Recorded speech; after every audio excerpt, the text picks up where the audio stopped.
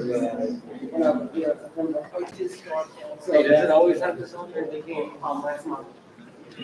Like, the back, is it always split like this?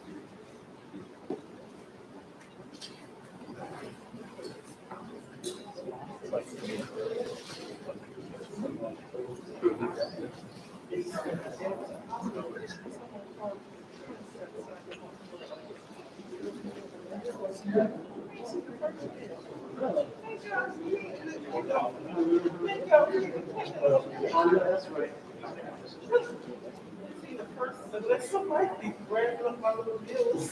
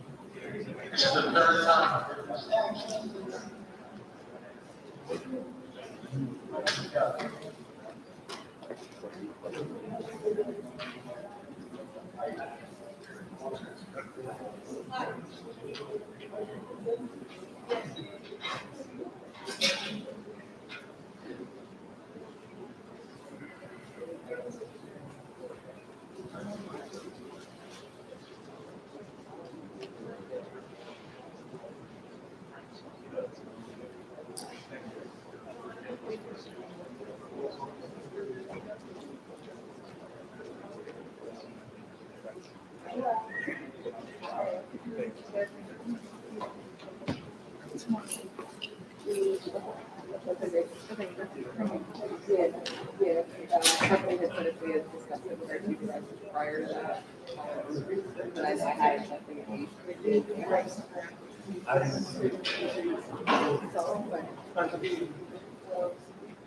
I didn't read it either, but Stephanie told me about it. Yeah, fine.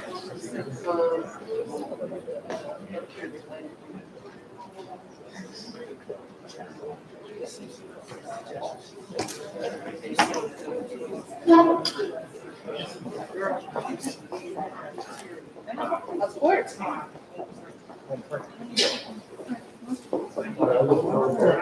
that's the agenda, and this is the addendum, so this will be in the middle of that at some point. They're just gonna say the addendum.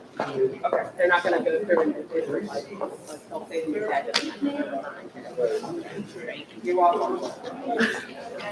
This means we go down, I think.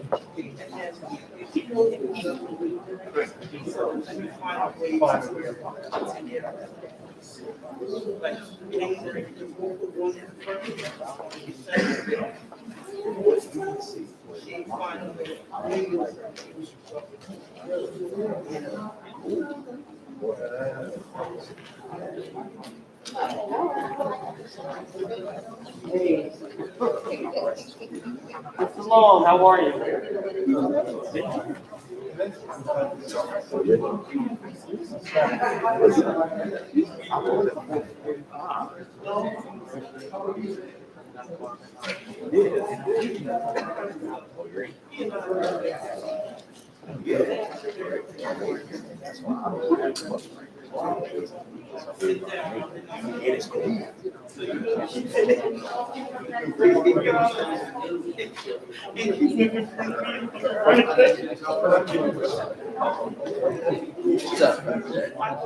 Oh, yeah.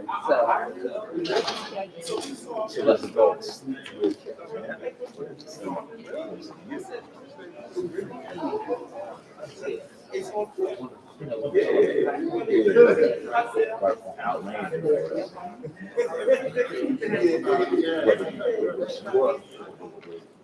Can you sleep through this one? I can. So Really?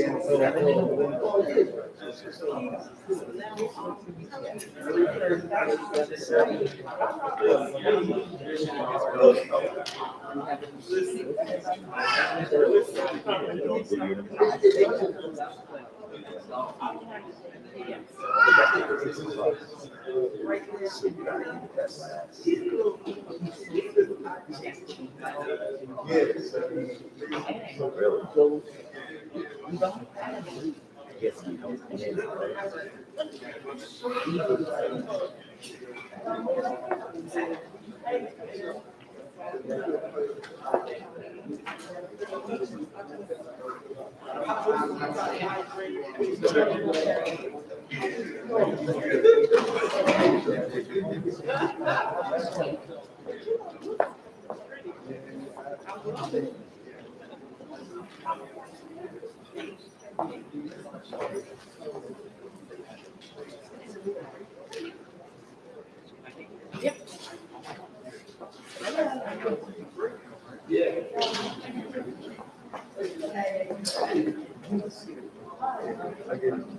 I just want to see.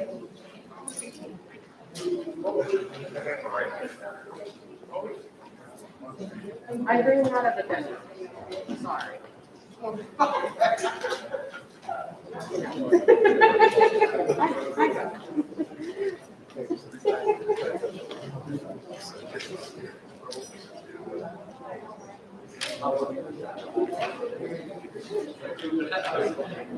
I was just thinking of it.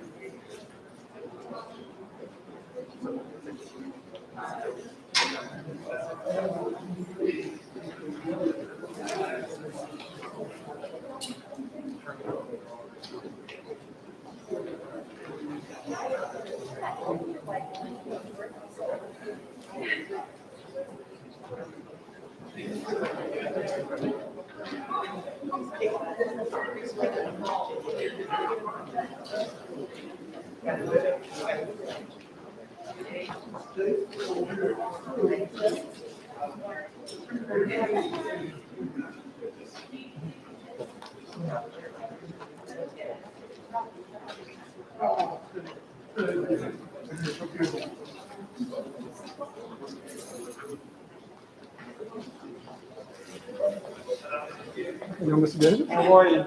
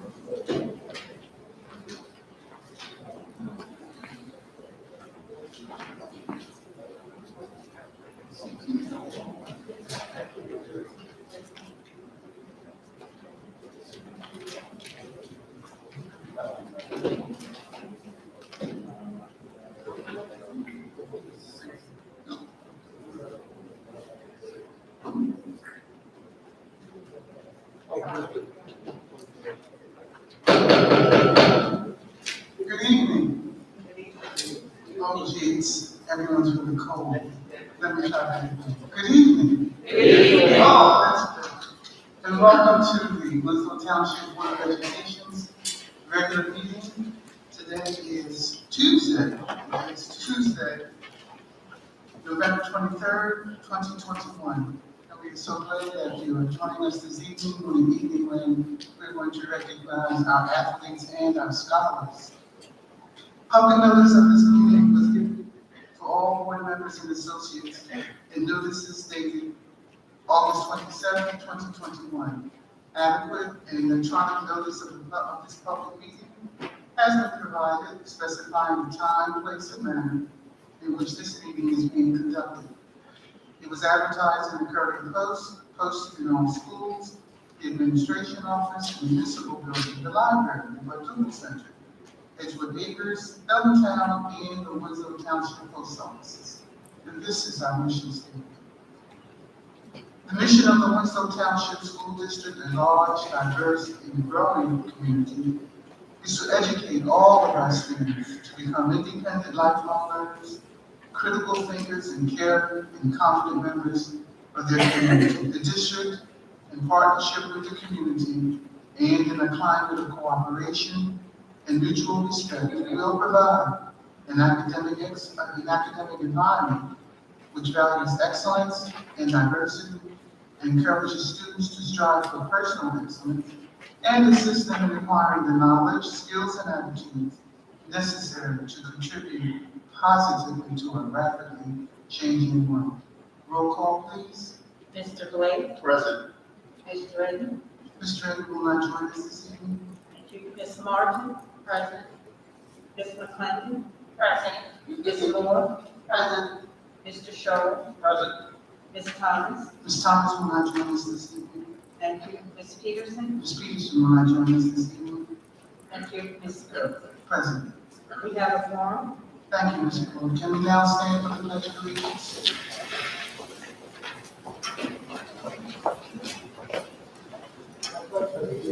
To the flag of the United States of America, and to the republic for which it stands, one nation, under God, indivisible, with liberty and justice for all.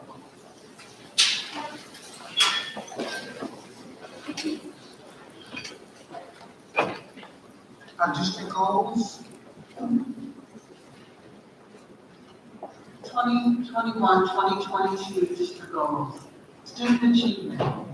Continue to implement best practices for delivering instruction to students utilizing all available and appropriate instructional models.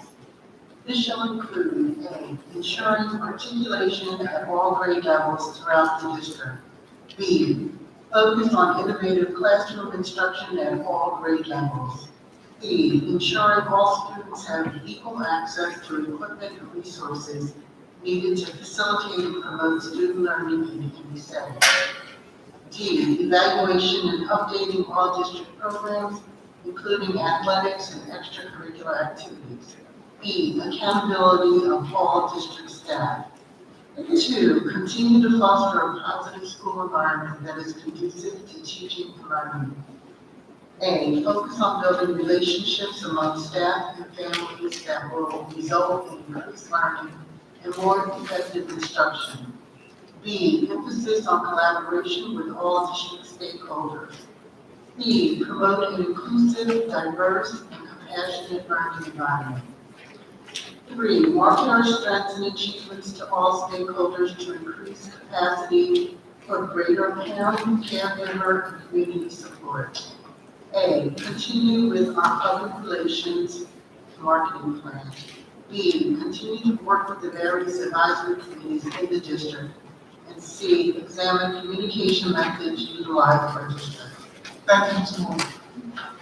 Concluding our board members on page 2. At this point, we're going to return to our awards and presentations. Dr. Coaching.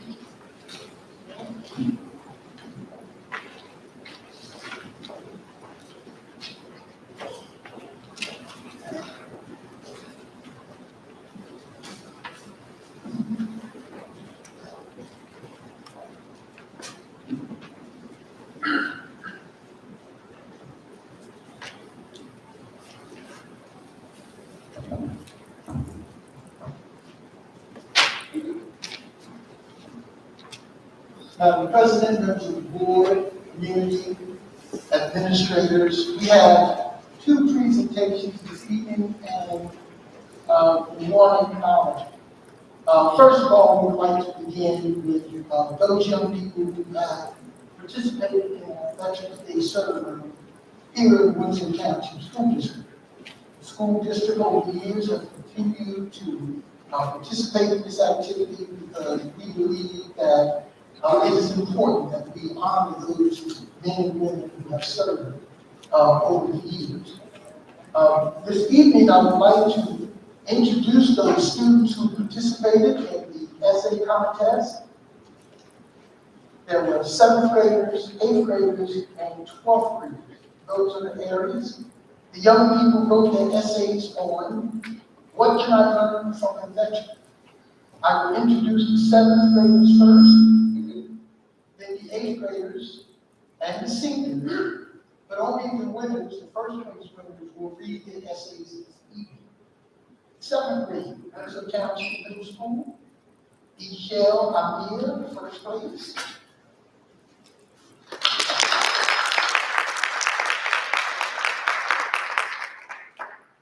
Ayola Sanchez, second place.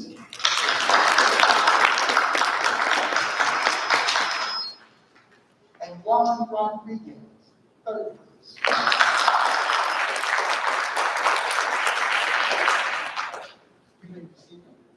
Eighth grade, Christina Mumford, first place winner. Christina will not be joining us this evening, so Diane Robinson, second place winner, will be reading the essay this evening. And the third place winner, Ginger McCarty, third place. And our seniors, 12th grade, Anita Erickson, first place. Jamie Mars, second place. And Lisa Lucy, who's our third place winner, but she will not be joining us this evening. And young people would like you to stay and go to take your pictures this evening. So at this time, I would like to call the 7th place winner, Michelle Amir. First place, would you please come forward and read your essay?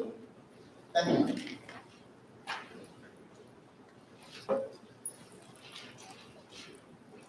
What can I learn from a veteran? Did you know that there are a lot of things veterans can teach? Many veterans have used their skills and knowledge with jobs, start businesses. Veterans have gone through many experiences, and they have skills that they have honed in the military to use in their work. There are many skills that I can learn from veterans, and some are time management, teamwork, and leadership. Time management helps a lot when it comes to businesses and school. You need to know which tasks are most important and how much time you should put into each of them. Veterans and students have a lot of things to do during the day, and when it comes down to it, you need to know which ones to prioritize. The author, Sabaka, states, learning how to quickly prioritize, focus, and tackle the most important tasks is a hallmark of military training. When I'm in school and at home, I need to know which assignments are most important and in what order I should do them in. I should also have a schedule to help keep me on task. If I don't, I may actually be working 24/7. Even though time management is important, you should also utilize teamwork in your life. Teamwork is when we need to work together with a group of people. Veterans and students need to work together with people at some point in their lives. There also may be times when you have to work toward a common goal with people you don't like. The military trains people for these kinds of situations. The author Davis states, in order to achieve a mission, the military taught me that it takes a team watching each other's backs while doing their individual best. That's why the military has training exercises and holds everyone accountable. I don't really like working with people in school because I don't have too many friends and I don't know that many people, but there might come a time when I have to work with them. There are many things that might require you to work with people like group projects, study sessions, meetings, and building relationships. I want to be able to talk in a group where everyone listens and works together. A veteran can help me with that. Time management and teamwork are valuable skills that can learn from veterans. Nevertheless, leadership is also important. Leadership is when you are leading a group of people and you have to bring out everyone's best qualities. As a student who may have to lead a group project, I need to give guidance to people in my group whenever they are in need. I can be an effective leader by using discipline, being responsible, and helpful. You need to know when and how to help and discipline your fellow peers, associates, and subordinates. In the second article, it states, veterans have the ability to lead and follow, take responsibility, and possess an attitude of being the first in and last out. I need to help my friends and peers whenever they need someone to lead them. If I have a position as a leader, my peers and friends need someone who is strong. Veterans know it's important to have physical and mental strength, so I can learn this from them. There are many skills that I can learn from veterans, and some are time management, teamwork, and leadership. These are skills that I can use in everyday life, whether it is now or in the future. For example, time management can help me make a schedule and complete tasks. I can use work when I need to work with people to achieve a common goal. I can use leadership when I need to take charge of a group of people. Good leaders are strong, have a positive mindset, keep everyone on task, and bring out everyone's best qualities. These skills will help me make my life a lot easier. In short, veterans can teach me a lot of things that I can use in my life.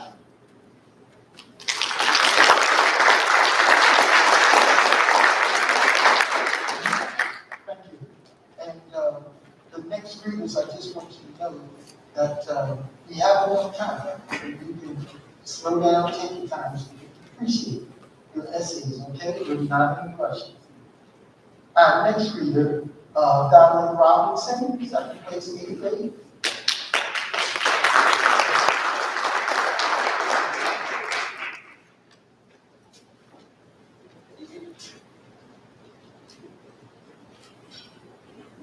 World War I, World War II, Civil War, Vietnam, the Revolution War. All of these violent battles have been different. However, it was the brave citizens who fought. They put their lives on the line, left families behind, and suffered horrific trauma simply because they were trying to protect our family. These brave souls who fought in these wars are called veterans. They are the men and women that fought in purpose. They hold qualities of bravery, compassion, and most importantly, they have hope, traits which a lot of people do not possess. That's what makes them amazing. They're individuals that beat the odds and are role models to many people, young or old, that completely inspired me and aspire to be like them every day. The soldiers who stayed to fight in wars or even joined the military are brave human beings. Despite knowing the dangers that await them, they joined the military fight anyway so as to protect our basic values. Take for instance the Vietnamese War. Many American soldiers were being killed because of unfamiliar terrain. The war was fought in Vietnam in very thick and infested jungle, which gave the Vietnamese military a home court advantage, so to speak, and they took full advantage of that. They strategically planted bases and troops in places that would enable them to easily ambush American soldiers. Despite knowing the risk, the soldiers continued to push through anyways. They didn't let the fear of death sway them towards the mission at hand. No, it empowered them because they were fighting for a cause. They knew that if they died for their country, they would have died for a cause worth dying for, protecting American values and our way of life. But they didn't run from it, but instead faced the challenge head on. We can all use this type of bravery in our own lives. Sometimes incidents like robbery, bullying, and injustice continue to happen because we allow them to. People are afraid to speak up, so they turn a blind eye. As humans, we should use our voices to better society and speak up whenever we feel an injustice that's been done.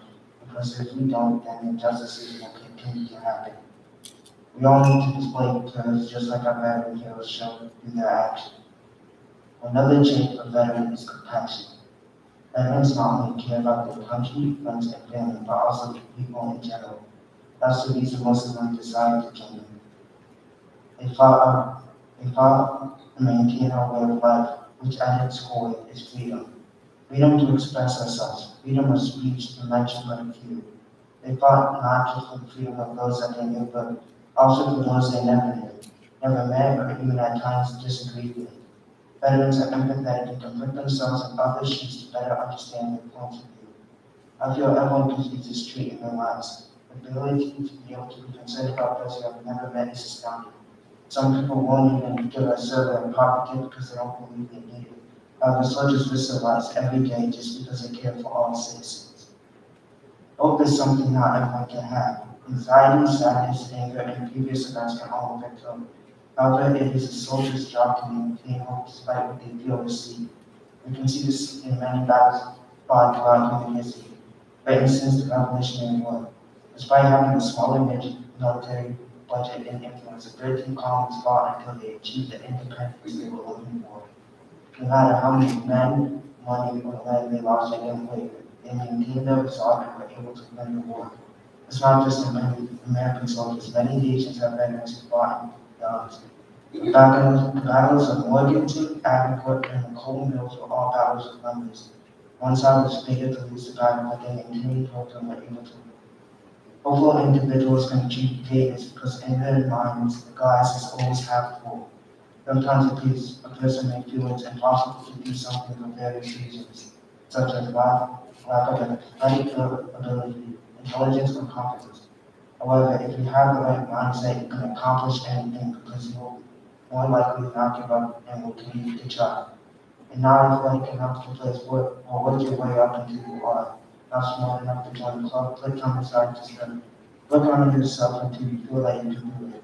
Hope is like a means of transportation. Without it, we wouldn't be able to go many places. However, with it, we can go above and beyond. In conclusion, a veteran can demonstrate the benefits of courage, compassion, and hope.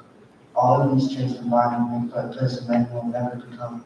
These qualities are hard to learn, and some people are so stuck in their ways that they can't ever start developing them. Veterans won't decide that they need to uphold these values not only for them, but also for the people around them. This is what makes them heroes in the eyes of many.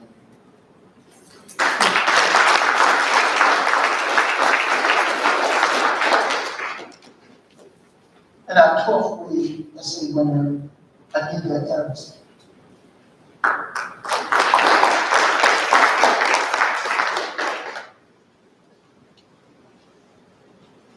Hi, my name is Annika Erickson, and this is my Veterans Day essay. I sat on a warm carpeted floor in front of his big brown recliner and listened. I looked up in awe as the images he created with his words took up permanent residence in my head. He was my hero, my Superman. As a child, I pictured him in his superhero costume fighting off the villain. As years went on, I continued to listen to the same stories, but hearing and seeing more and more each time the stories were repeated. The stories that shaped his young adulthood, the stories that became more extravagant and hyperbolic each time they were told. And though I would chuckle to myself, the stories nonetheless carried meaning and lessons. He told stories of war, of brotherhood, stories of people who fought for us. I held his hand as we walked to the car after a long day of learning the alphabet and solving what I thought to be the hardest math problem of my entire first-grade career. I looked up at him as he chuckled to himself as he listened to my tale of woe, his hat catching the sun. His hat that in big bright letters embroidered across the front read, Vietnam Veteran. Of course, I didn't know what that meant at the time, but now I know he was more than just a veteran. He was a soldier, a friend, a teammate, a patriot, and a fighter. So the question stands, what can I learn from a veteran? There are many things you can learn from a veteran. Leadership, courage, fellowship. But for me, the question is, what have I learned from a veteran? For me, I have learned integrity and persistence, family values, and most of all, I have learned love.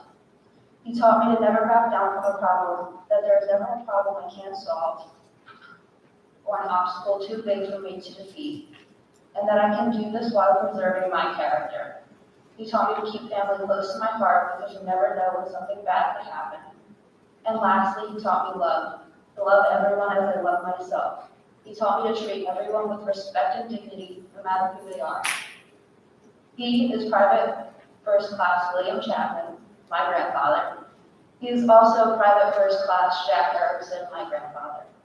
I know that the world is a much better place because he has passed his legacy on to his children and grandchildren who will continue to pass his legacy on long after he is gone. Thank you.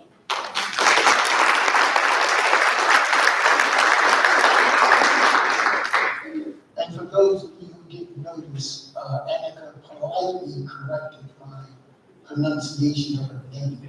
But I'm good, and I can appreciate that.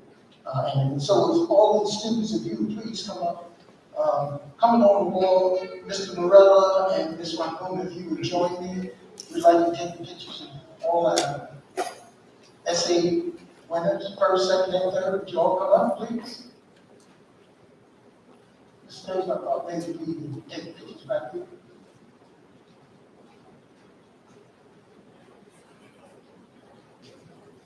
Welcome to seventh grade, eighth grade, and seniors. Okay?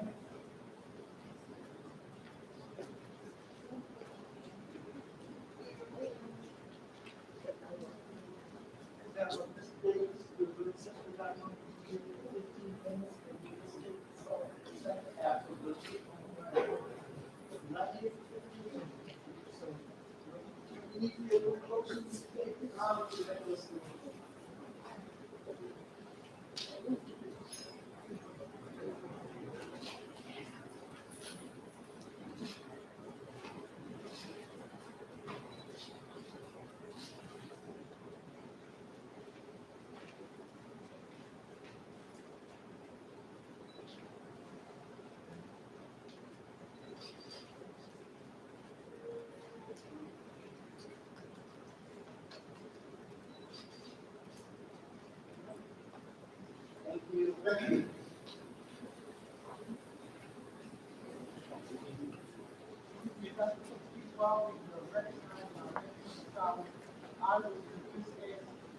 The guardians of these students, if you would just stand up and take a bow, because they are here because of you.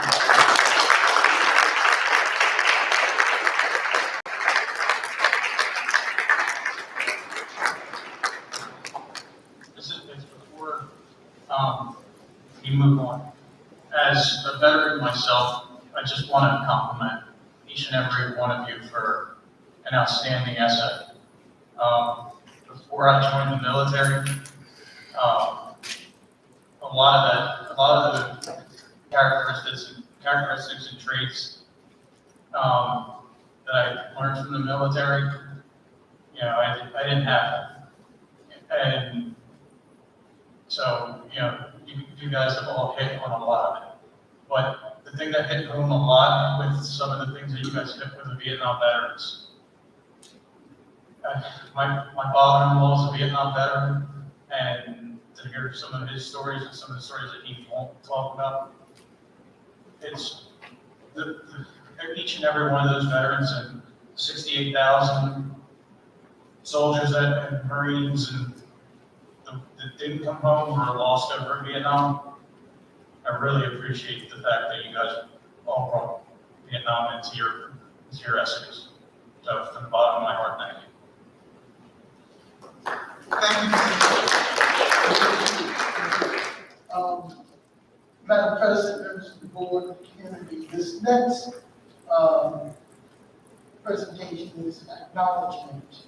But before I ask Coach to come to the mic, I would like to say, first of all, that Winslow Township High School, Winslow Township School District, just for our fall season, the first 3-4 months of school, our young people have been competing at the highest level.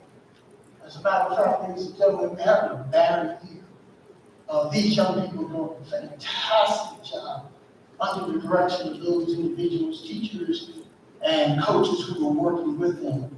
Let me begin by saying at the end of last school year, and we received the honor in September when our middle school received the United States Department of Education Green Ribbon Award, which was a national award, which brought a lot of respectability to the Winslow Township School District. Then, at the beginning of this year, to top it all off, our marching band, the Group 1 New Jersey State and the Atlantic Coast Champions. A tremendous accomplishment. And then, of course, our girls cross country team had the best season they've ever had in 33 years. Cross country for our young people in the past, according to our coaches, pretty much have always been something that young people do because we've been fantastic indoor and outdoor competitors. This is the best we've had 33 years as a cross-country team. This year, our tennis captain, Ms. Gabriella Robinson, had an undefeated season. She went on to play in the state tournament, but along the way, she was Camden County champion, she was the Olympic Conference National Division champion, and she went on as far as quarterfinals in the state tournament. And then, of course, on Saturday, we had our first home sectional championship game in the history of Winslow Township School District. We're talking 63 years. Now, the significance of that is here in Winslow, starting with Edgewood, we've had some outstanding athletes. We've always had Division I football players, Division II football players. We even have our professional football players coming out of the school district. We have a lot to be proud of, and this entire state is aware of the fact that we produce some outstanding athletes. But for the first time, we've been able to put together a team to win a championship. Now our football team can join the ranks of all the other state championships and all the regional and sectional championships we've ever won for the first time as a football team. I think that is a credit to our coach, Coach King Scott. I think it's a credit to our young men who not only believed in our coach, but stayed here in Winslow, rallied around him, and won a championship for the first time. Now, I want everyone to know tonight that I'm still not satisfied because we're still in the mix. We still have some more football to play, right, Coach? We're not going to just be satisfied with just one. We're going to continue to do what we have to do in order for us to be successful. I'm proud of these young men. I'm proud of the coaches and everyone who had anything to do with it. It was great. I've been listening to the young men as they were interviewing and as I read the articles. One thing that resonated from all of those young men is the fact that they didn't necessarily say it was just for them. They didn't say it was just for the school. They said they wanted this for the community. And that meant a lot to all of us. And as in any place I've been able to go, anywhere in this community where someone had to say something to you. Now, sure, it's an athletic event, but it's a representation of who we are, what we've done. These young men, under the direction of Coach King Scott, did this and accomplished this with class. So at this time, I'm going to ask Coach Scott if he will come forward. If any of his assistant coaches are here, and his staff are here, we introduce your staff to us. And if any of your players are here, if you would introduce those young men to us and just give us a little overview about the team this year and what your expectations are as we continue to move forward. Coach Scott?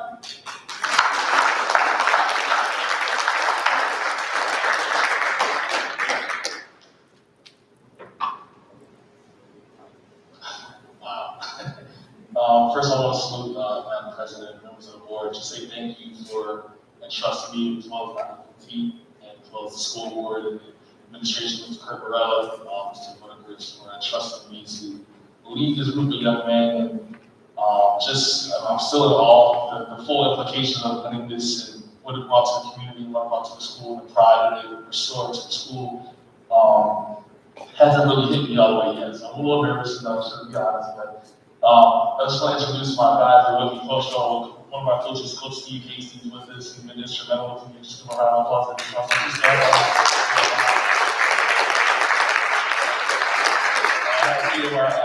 Some of our seniors, I'm just going to run through some of our seniors. Emerald Mitchell. He's committed to Sacred Heart University on a football scholarship to participate, so he'll be further in his career as well. Jacob Mitchell, he's going to center. Trey Moore, Kevin Thomas, Amos Norton, Amos the record books at quarterback for single season touchdown record as well as our passing record. He's continuing to build on that. He's pretty close to 3,000 yards passing, so we're definitely high hopes on him. As well as Amir Wiley as well. So. This is a special group for me. These are guys who stuck with me for the most part.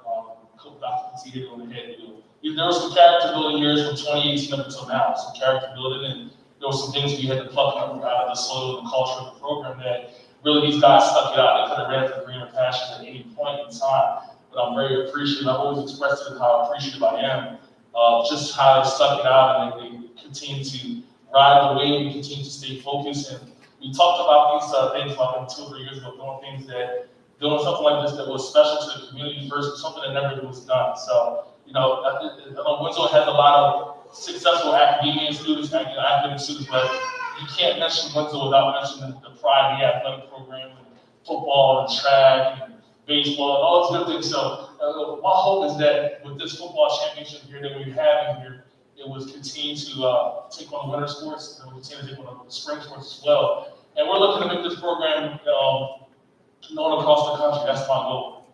Some of you may not know I grew up in this community. I walked these very hallways here, all through school 5, school 6, middle school, high school. So it's a different pride that I have for this community, and different pride that I have for this program to see it flourish in the way it's flourishing. So, Doc, you're absolutely right.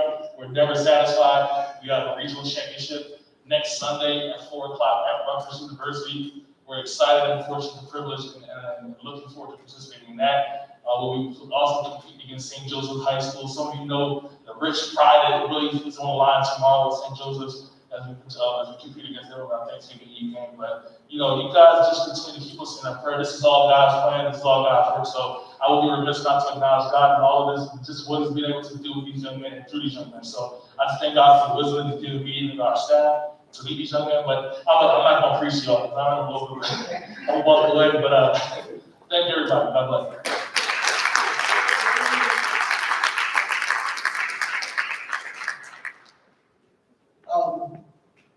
Young men and coaches would like to come forward, so we can take a picture here, appreciate it. And as we are assembling, ladies and gentlemen, I just want to reiterate the fact that it is obvious to us that this is once in a lifetime opportunity. And to have our young men going down to Rutgers University and playing on their field, tremendous opportunity for these young men to showcase their skills, and also an opportunity for us to take it beyond what we've already accomplished.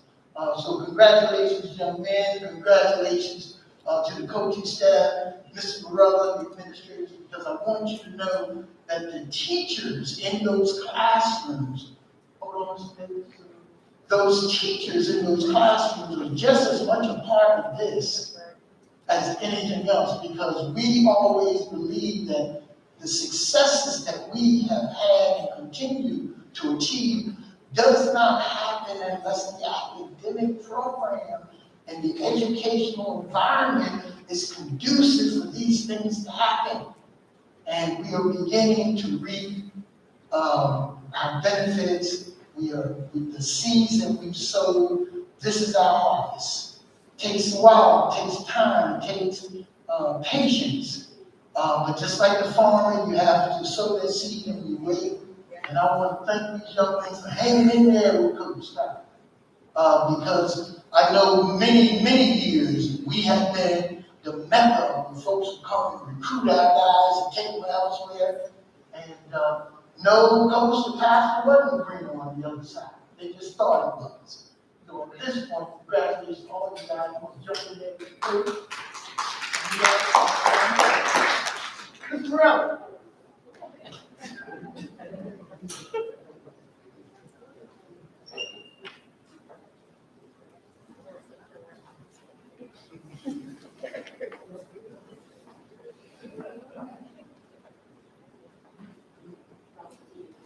Oh, yeah. Good to know.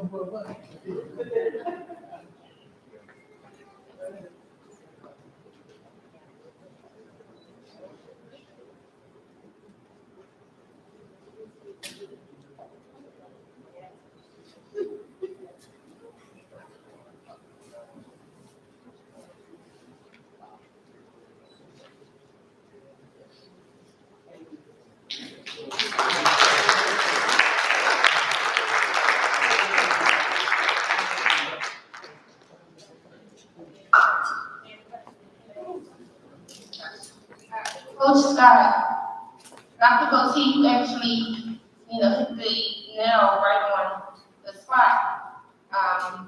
The harvest is plenty, but the laborers are few. And I watched how you put the time and the effort into your team, the strategies that you used to get you guys to this point. And not only have you instilled great teamwork and skill set into these young men, but I also saw how you taught them to be thankful for everything. I can't remember which game it was, but I know you were behind, and then we came and we won.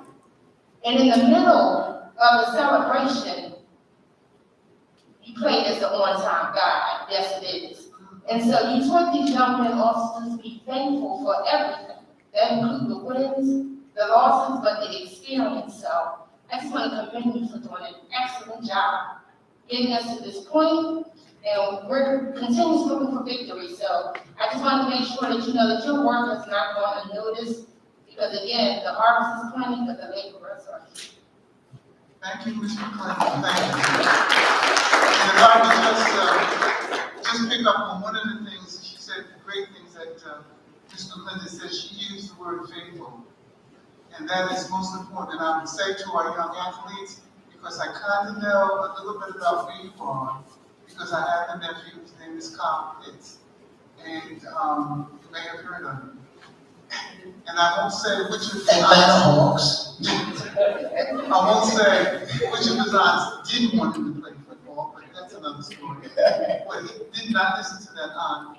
But he just turned 21, and it's not that many years ago that he was right where you guys are. And what your coach has said, what Ms. McClendon has said, what Dr. Petit has said, listen, because it matters. And who knows? One night we might be looking at you being picked at the NFL. Okay? So it can happen. And I'm just going to make this promise to Winslow Township, a school district in my community. I'm going to try, I already put a word into him, but when his season is over, and if he's still the reigning tight end, I'm going to see if he can come in and speak to our athletes. That's the promise that I'm going to make to you. I'm going to try. So I'm going to try. Thank you. Thank you. Madam President, this time I'm going to ask Mr. Davis to come forward. He has the last presentation for this evening. Thank you.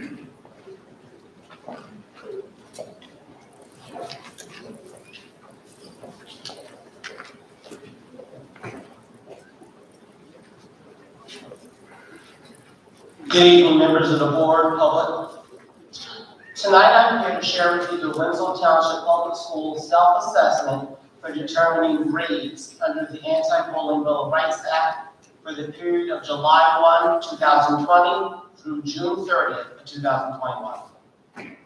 The school self-assessment process, which took place last month, required each school, through a school safety and climate team, to complete a self-assessment of its implementation of the Anti-Bullying Bill of Rights Act from July 1, 2020 through June 30th, 2021.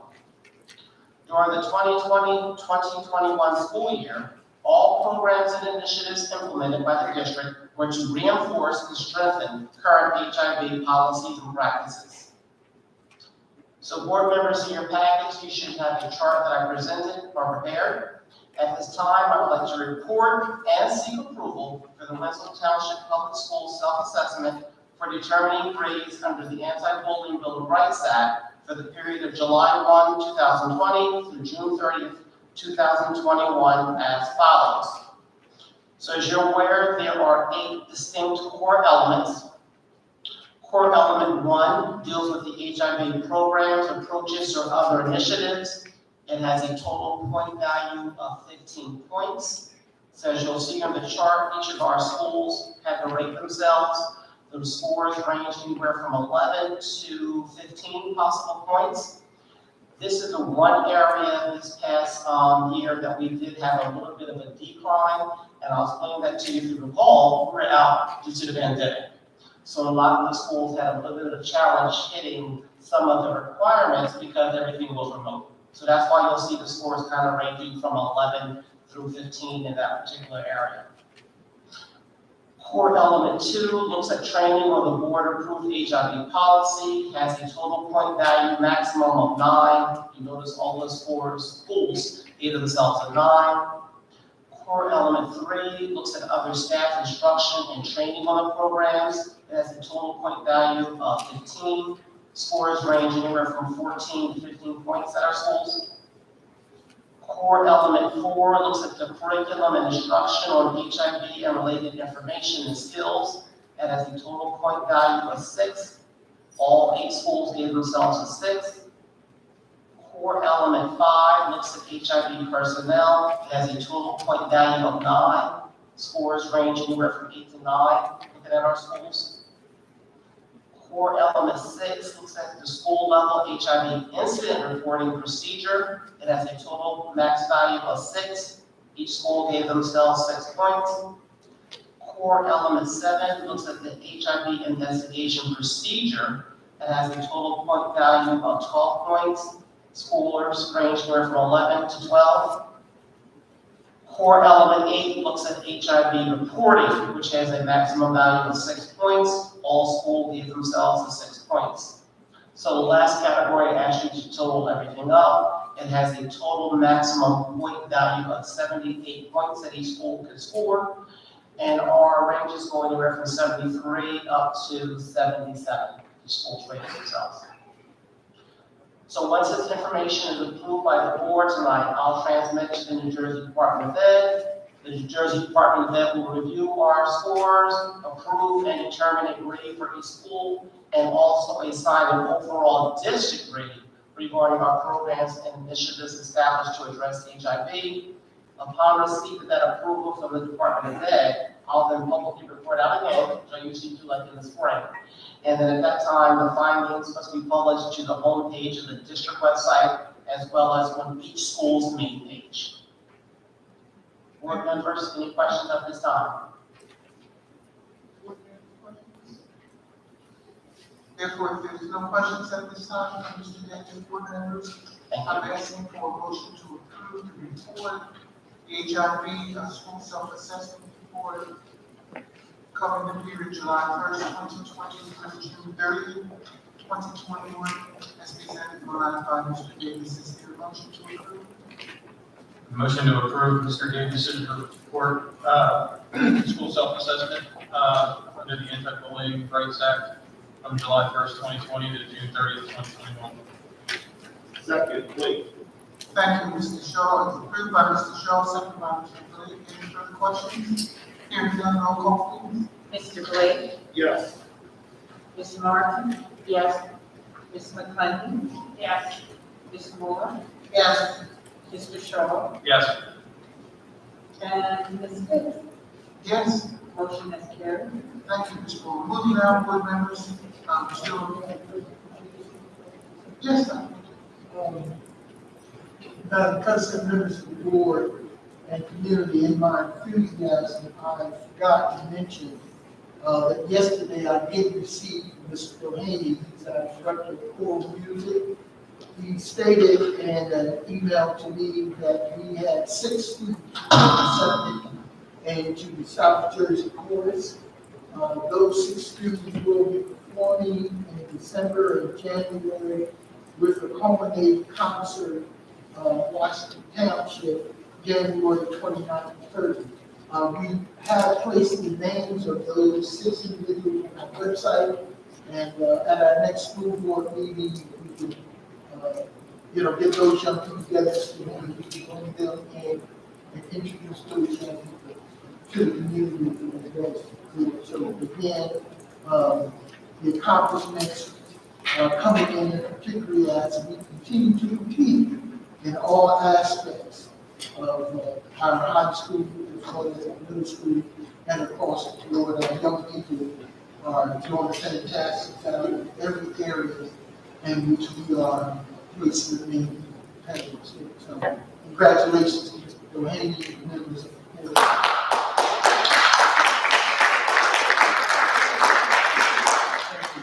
Thank you, Dr. It seems that just in a short period of time this evening, we've covered the 3 major areas that all educational institutions deal with. First, academics, then athletics, and then the arts, for us as performing arts. So I think we're on the right track there. Moving now to correspondence, Ms. Boyle, will you any correspondence at this time? No, Madam President, we have no correspondence. Thank you, Ms. Boyle. Moving now, board members, I'm asking at this time for a motion to approve the meeting minutes of the Board of Education from our regular meeting that was held on November 10th, 2021, open session. Is there a motion? Motion to approve, meeting minutes, regular meeting, open session, November 10th. Blake, second. Moved by Mr. Shaw, second by Mr. Blake. Would there be any further questions or comments? Hearing none, roll call, please. Mr. Glenn? Yes. Ms. Martin? Yes. Ms. McClendon? Yes. Ms. Moore? Yes. Mr. Shaw? Yes. And Ms. Yes. Motion has carried. Thank you, Ms. Boyle. Moving now, board members, I'm asking for a motion to approve the meeting minutes of the Board of Education, our regular meeting, which was held on November 10th, 2021, closed session. Is there a motion? Motion to approve the regular, excuse me, the November 10th regular meeting, closed session, minutes. Blake, second. Moved by Mr. Shaw, second by Mr. Blake. Would there be further comments or questions? Hearing none, roll call, please. Mr. Glenn? Yes. Ms. Martin? Yes.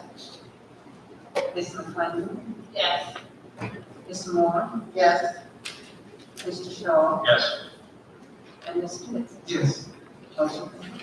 Thank you. Moving now, board members, to our committee reports. Will there be a committee report out of our athletic committee? Yes, Madam President. The athletic committee met November 18th at 5:30 p.m. Excuse me.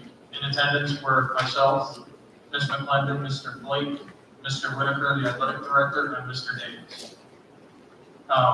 We went over the middle school winter sports program beginning on November 15th, the high school winter sports beginning on November 22nd, and we discussed the fall sports programs. I have a report from Mr. Whitaker on all the sports that I'm going to try to read, pretty quickly, and Dr. Roti and stealing the thunder on all the sports. Boys soccer. The past season saw the effects of growing pains as we had a very young team. 4 freshmen and 3 sophomores saw significant playing time during the season. As the season progressed, the team chemistry grew and players began understanding their role in the field more comprehensively. We finished the year on a good note with our win against Pierre.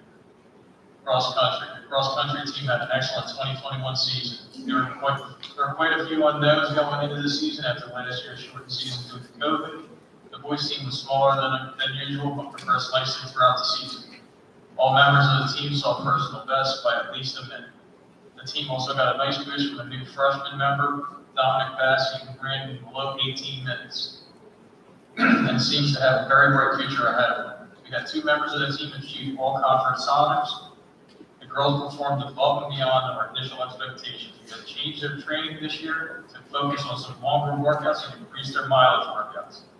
They responded in a big way. The girls consistently finished in the top 5 as a team in some competitive South Jersey meets. 4 members of the girls' team earned all conference honors. At the writing of this report, the girls were ranked 18th in South Jersey by the SJTCA. Most importantly, the girls finished in the South Jersey Group 3 sectional race in 6th place. While the 1 place short of the berth to the state championship is the best team finish in 33 years of Stockton Coteau set. And second best school finish in school history. This has given the girls' side a much needed boost to see how successful they can be tracking and cross country. Field hockey. We were an extremely young and inexperienced team, 1 senior, 8 sophomores, and 4 freshmen.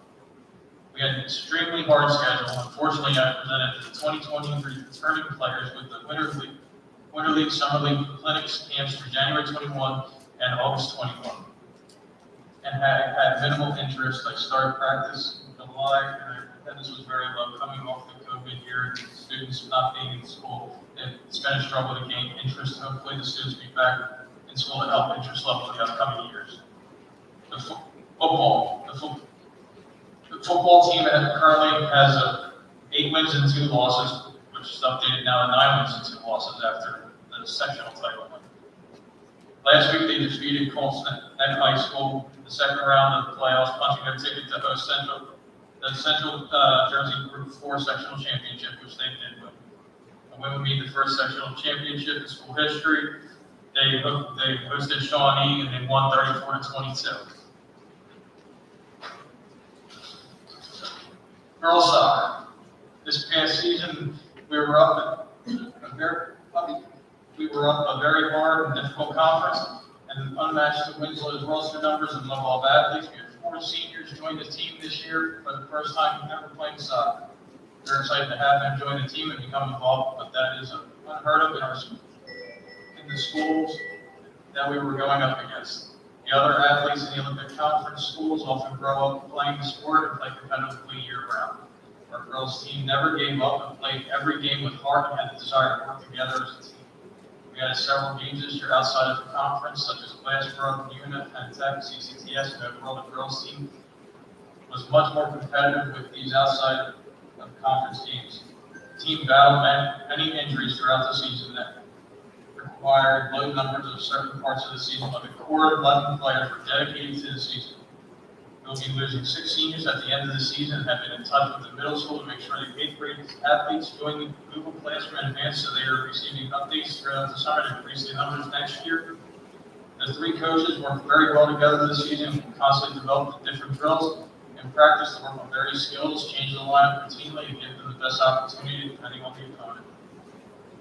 Tennis. The Winslow Township Girls High School tennis team ended their season on Thursday, October 21st. The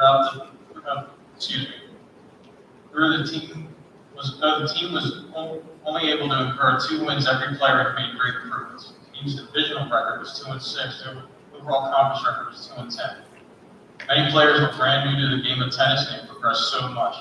We'll be losing our 2 seniors, Rihanna Jackson and Kate Ballarda, who were number 2 and number 3 single players respectively. The highlights of the season came by way of our junior captain, Gabby Robinson. Her division record was 8-0, overall conference record was 10-1. She was able to win the Camden County Championships as well as capture the Olympic Conference National Division singles title. She qualified to play the NJSIAA state tournament and made it to the quarterfinals before being defeated by the number 2 seed. She was named All Group 3 team and All South Jersey All-Star team, one of only 10 single players to be recognized in all South Jersey.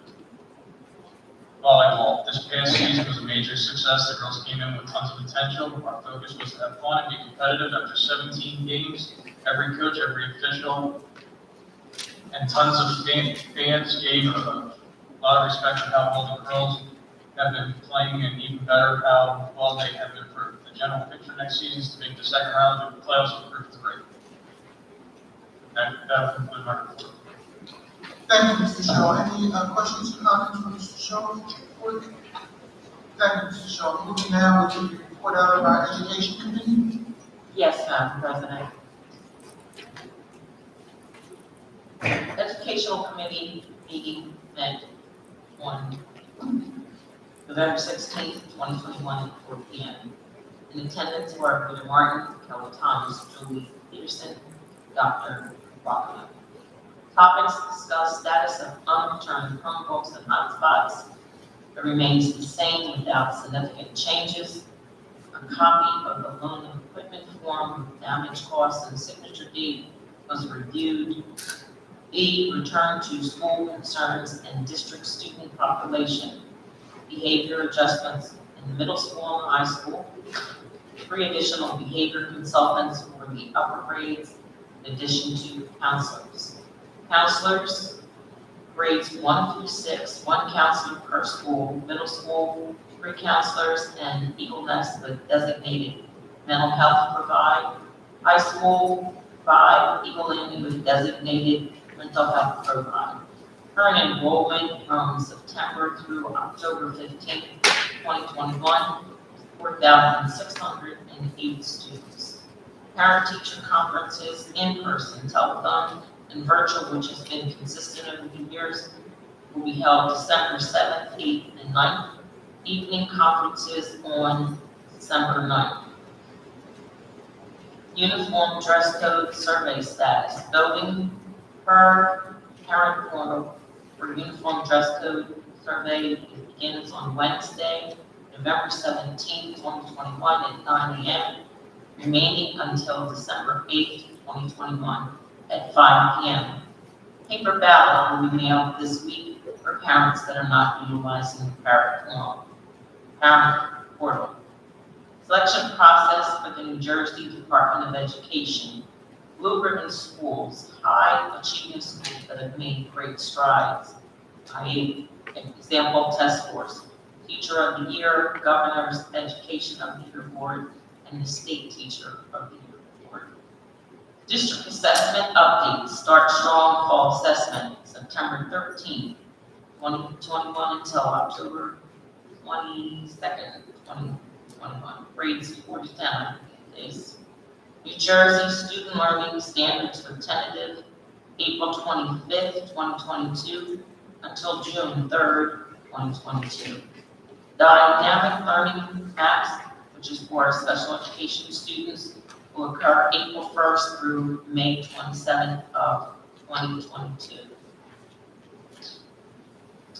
Our English language learners will go February 14th through April 8th, 2022. Substitute shortage impact. Middle school and high school teacher compensated for giving up their preparation period with a stipend. Lower grade teachers are compensated with a stipend for absorbing students. American Rescue Plan, elementary and secondary school funds grants. Our next meeting is scheduled for Tuesday, December 21st, 2021. Meeting adjourned at 4:45.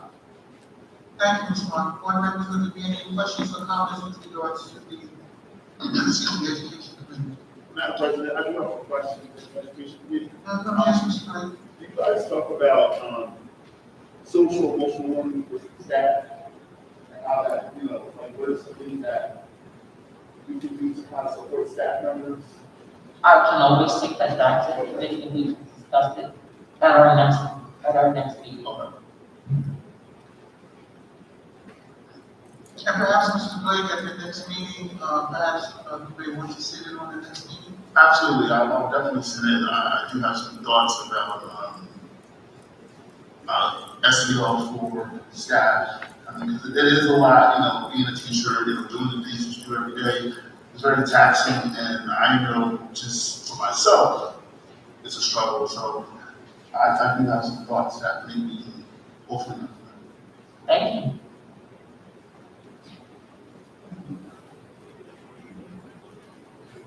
Thank you, Ms. Martin. Looking now, board members, would there be a report out of the marketing committee? Yes, Madam President.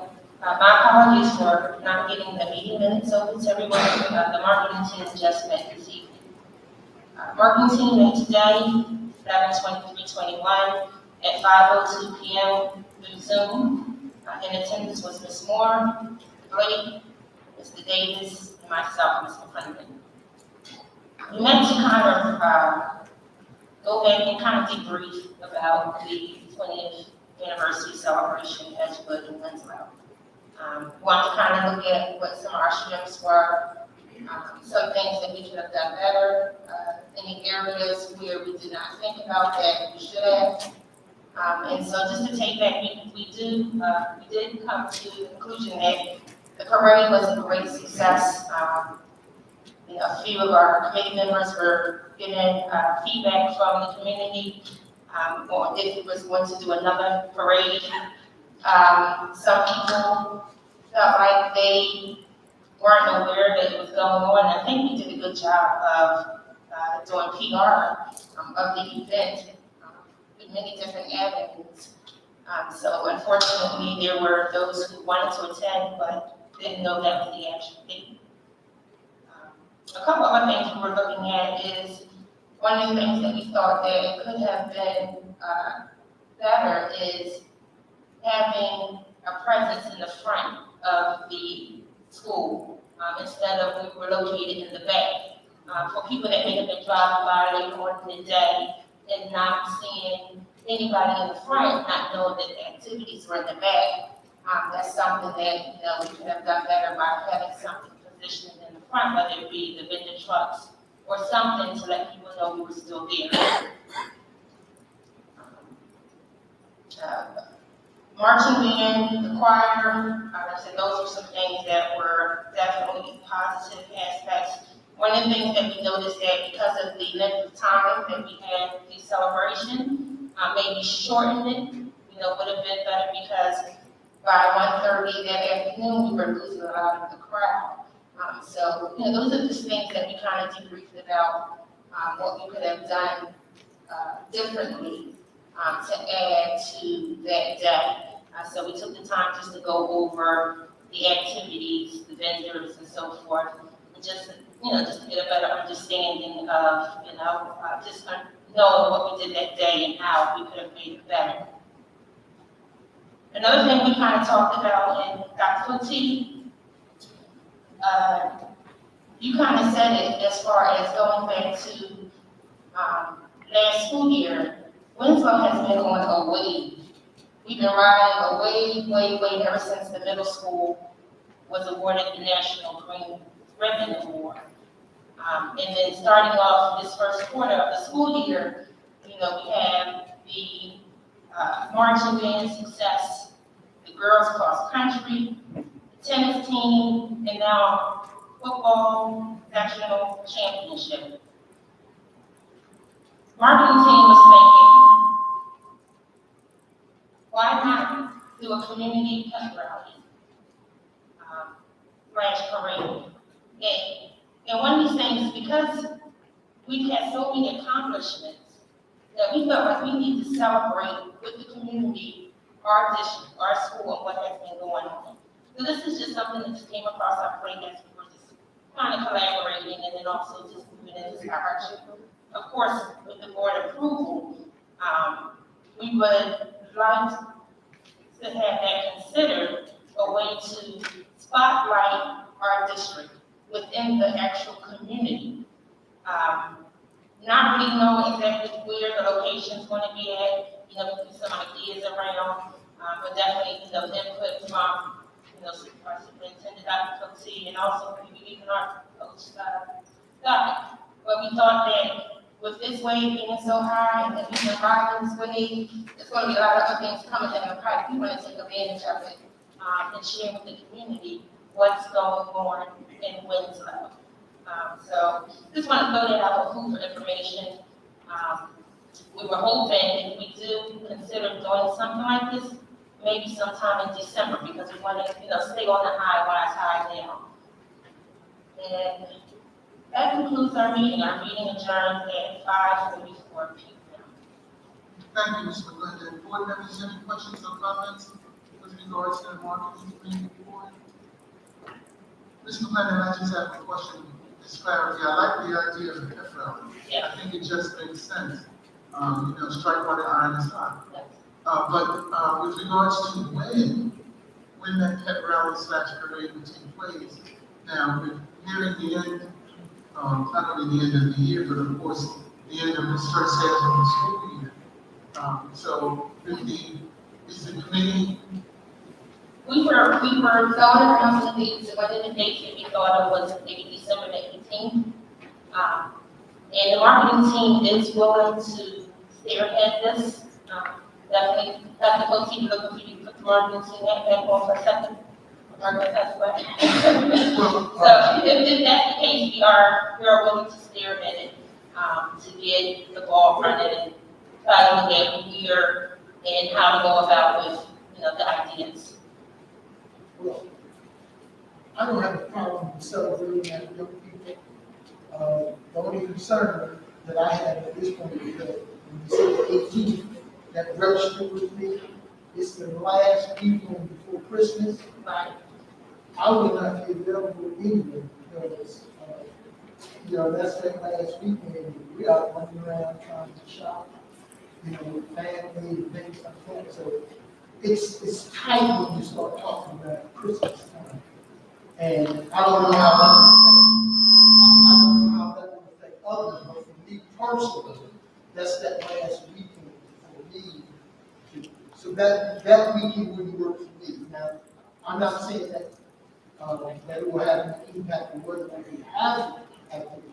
I'm just saying that that would be a conflict with my schedule, and I would be participating in something right before the Christmas break because of my personal commitments that I already know that I have, particularly that week. Right, and that's understood, and we definitely need your presence here. What about if we shot for after Christmas? Like, Well, the only thing you have to keep in mind, the Western. like tonight, because we're beginning to get into consistently cold weather. So if you're talking about January, it's gonna be pretty cold on the other side of the parade. So again, I know you wanna do it while the iron is hot, but those kinds of things, weather, timing, is important. So that would be the only thing I would say. We need to think about how many people actually will really come out on a cold winter day for that purpose. And indoors at this point is, because the COVID activity in New Jersey is spiking every day. And they are informing us that the chance of the spread increases when we start going indoors. So that would be the only thing I would caution that if you want to move indoors, then you have to make sure that all the safety protocols are in place. And you definitely have to limit the number of people depending on what you're trying to do. So those are the kinds of things I would just lay out here for consideration, not to eliminate the activity itself. Would it be feasible if we did it in the month of December, let's say, even during the break portion? And one of the things that we thought about is exposure. We want to extend out our walls, right? Because if we said we want the community to be a part of this and make it a pep rally to the community, we need to do it outdoors and extend it outside of the walls, our walls. And so that was one of the main focuses of spreading the word and the cheer and the good out in the community so that they see what's happening, what we're doing, and take a part of these celebrations. So that was just some thoughts that we want the next time we would like to do it while the iron is still hot. Mr. Lynn, did you mention the time? Is that right? Because we've been thinking about having it in the morning, so it wouldn't impact too much your shopping or maybe we're doing a party in the evening. But we were thinking from 9 to about 10:30, just in the morning so that, we won't interfere with anybody's day. Because I know it's a busy day, but weekend. Again, it's a great idea. Today is November 23rd, and we would have to do a huge kind of PR to get it out. There are some logistics with regards to that. And are we saying a pep rally / parade, or are we saying just a pep rally? Combination. So the parade is the endpoint where the pep rally is. Okay, so what was critical here is when? That's Christmas is upon us. Right. And so since Dr. Cote shared with us that he wouldn't be here, the date that we were talking about, now that leaves us throughout the holiday break for in December. And I don't know if that would be, if you're about to go through that during the time, Dr. Cote, like after Christmas, I think you said it. And I hate to sound like that I'm throwing gasoline on the fire, but unfortunately, I'm not going to be here after Christmas. Okay.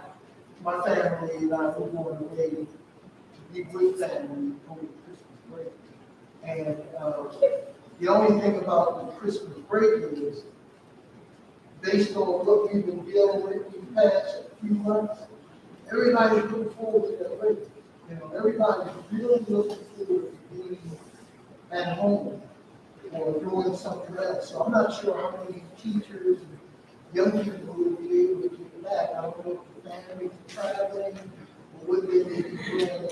But that time, for me, I specifically planned, to be away of visiting family because, you haven't had that opportunity. So I don't know what everyone else, where they are with their doing, but again, I want to make it very clear. You can still move forward with the planning and go forward, because I don't want anyone to think that, well, you can't have it if I'm not here. And I'm not saying that at all.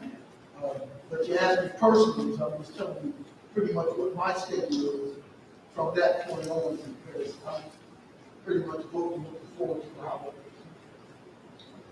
Well, that's fine, Dr. McKee. I do understand that the idea, of course, again, is the pep rally to celebrate and to bring the community together, but the timing, my only concern is the timing. I'm all in for the pep rally. I understand Dr. McKee's not to be here, but that's something that we can still go on.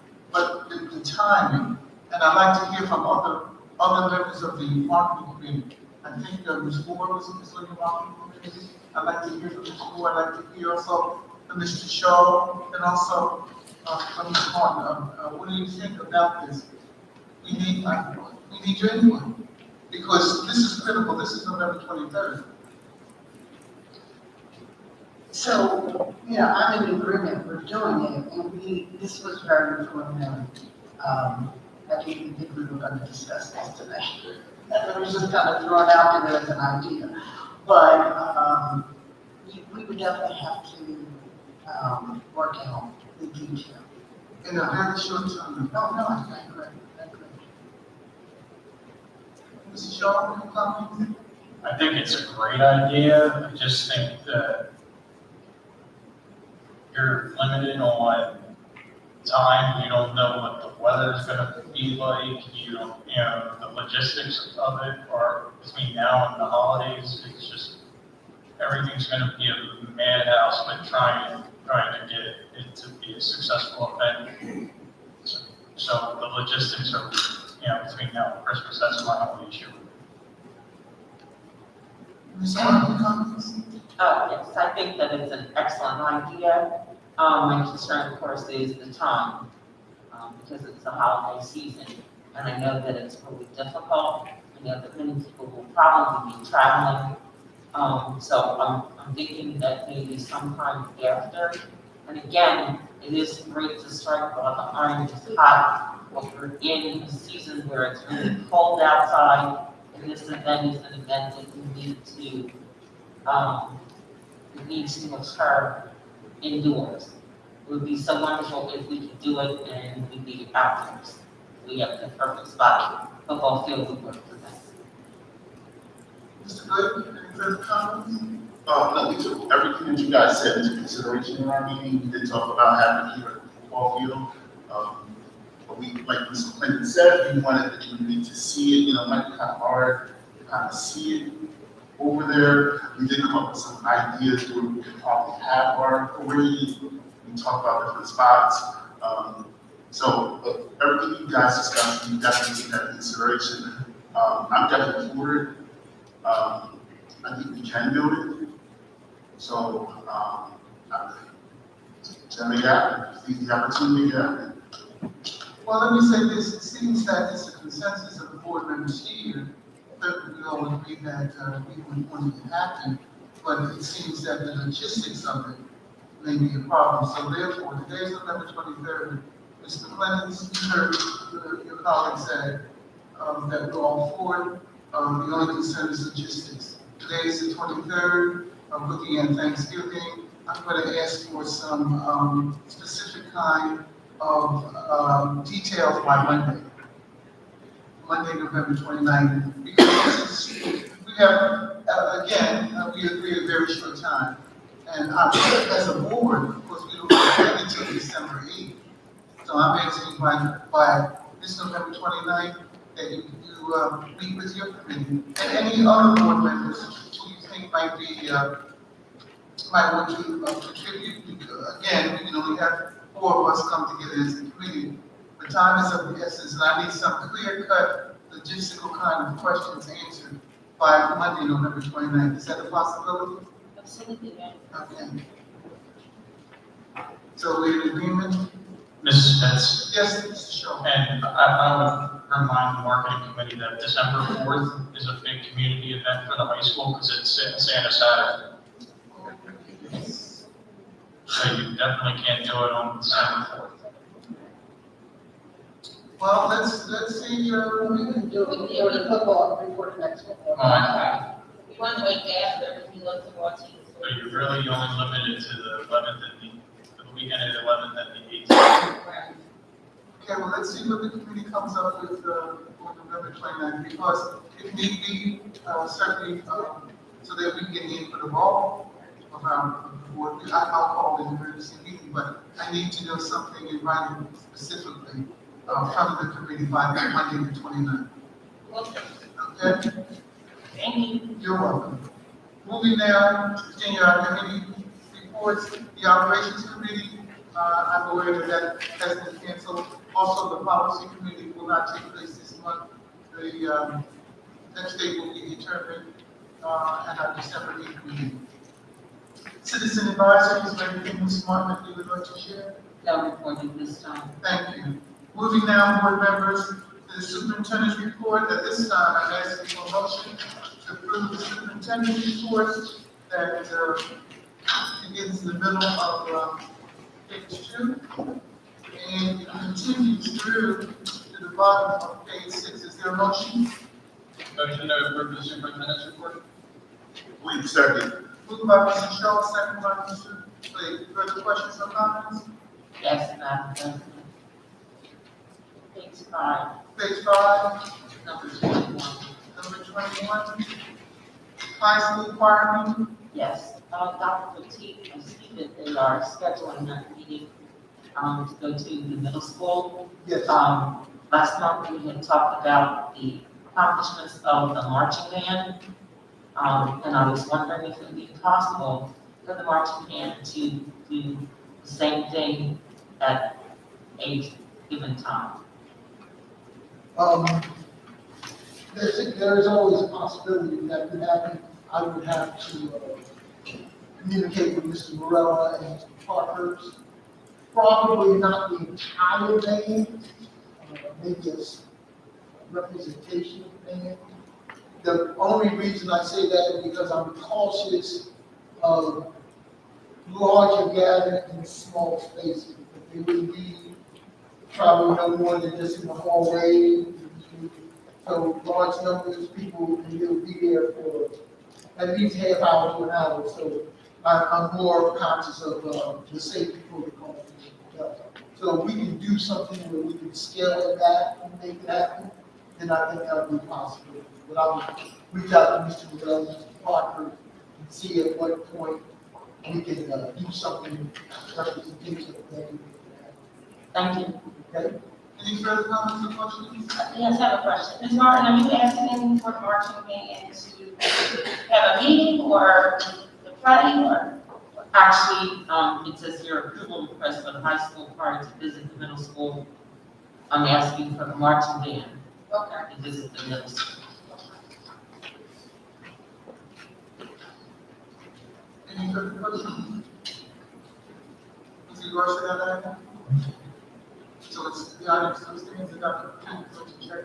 Yes, so I'll reach out to Mr. Morrell and have him talk to Mr. Parker too. Okay. There's no further questions.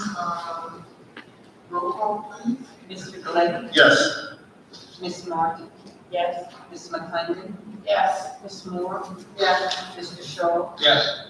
and Ms. Good. Yes. Motion is carried. Oh, and I didn't want to leave Miss one door.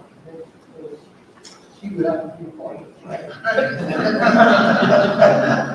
I just wanted to show up this You're not here. Yes.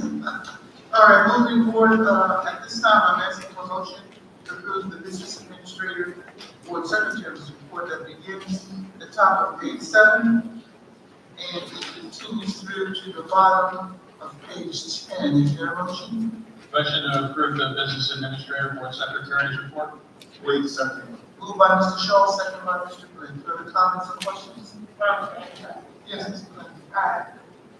Page 7. The letter A, number one, the transportation report. I had a chance to look at the report, and I just want to say, great job to Mr. Gaskell and the transportation department and our bus drivers.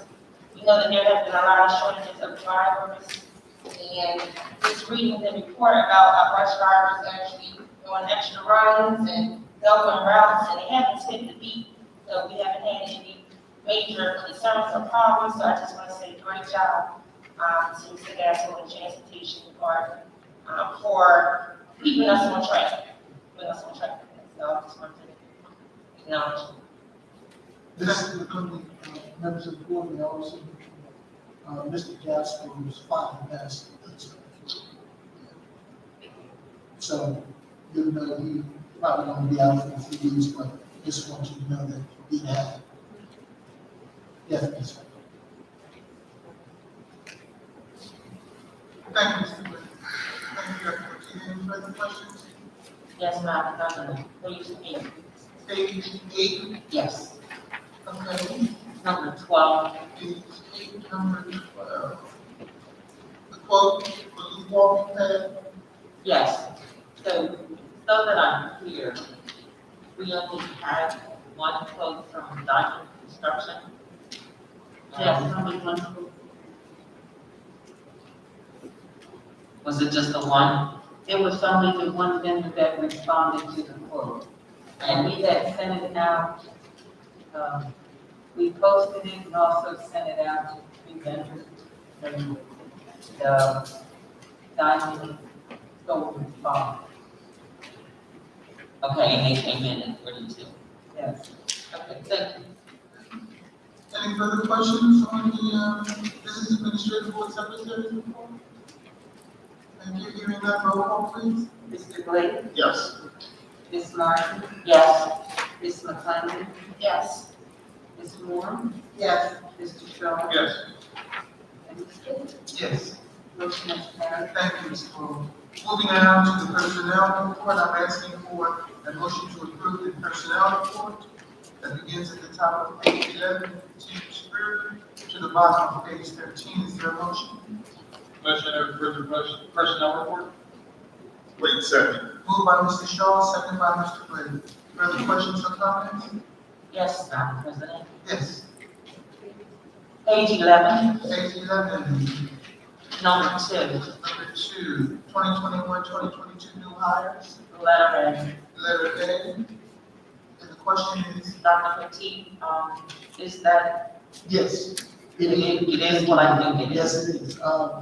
We have, when I say we, particularly Mr. Davis, have been reposting and working with Department of Defense to get us someone new so that we can hopefully revive our ROTC program at the high school. Right now, the only thing we're waiting for is the paperwork from the command post. We've already met our specifications and requirements. Once they give us the thumbs up and get all the paperwork done, there's a possibility we're looking at, hopefully having this program in place by January. Mr. Davis, do you want to add anything else about it? Pretty much, like I said, at this point, we're waiting for Cadet Command, they have to come back to, there's background checks and different levels that you have to go through. So that's kind of where we are at this point. So we're hoping we can, at a minimum, have that program in place by January, when we return from the winter break. However, I do want you to know that this gentleman knows all of the challenges that he has with that program in terms of getting more students involved and registering for ROTC. He's also aware of the fact that probationary status and all those things. So everything we share with you up front, still show interest. And of course, we want to have that program, so we're going to work with him at the command post so that hopefully we can reinstate ROTC at high school. Right? it just keeps getting better. Yes. Dr. Cote, do we Yes. have a waiting list of students that we know of that wanted to do the ROTC? Initially, but I would ask Mr. Brother because he did the scheduling. Mr. Varela, if we were able to, reinstate the auto teaching program, do you have any idea, just your best guess, how many students we had initially interested in the program? Yes, Dr. Basically 24 students have registered. And that will meet our minimum requirement. Not necessarily.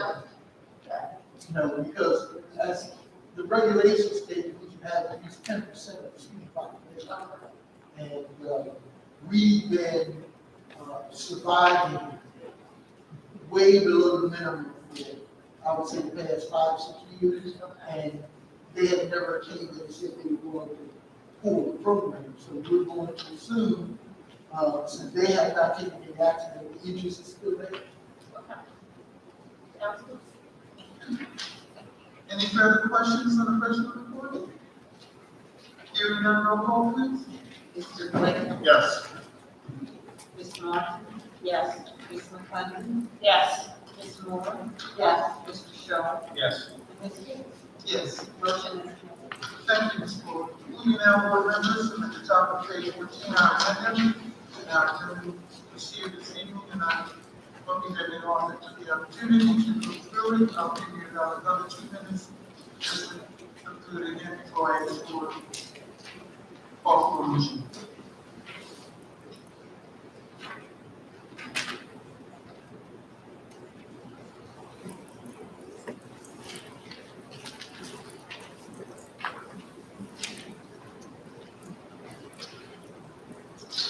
At this time, board members, I'm asking for a motion to approve the business administrative board secretary's report as it appears on our addendum. It begins on page 1, it continues through to the bottom of page 3. Is there a motion? Motion to approve the board administrative board secretary report. Wait a second. Moved by Mr. Shaw, second by Mr. Blake. Will there be further comments or questions? Hearing none, roll call, please. Mr. Blake? Yes. Ms. Martin? Yes. Ms. McClendon? Yes. Ms. Moore? Yes. Mr. Shaw? Yes. And Ms. Hughes?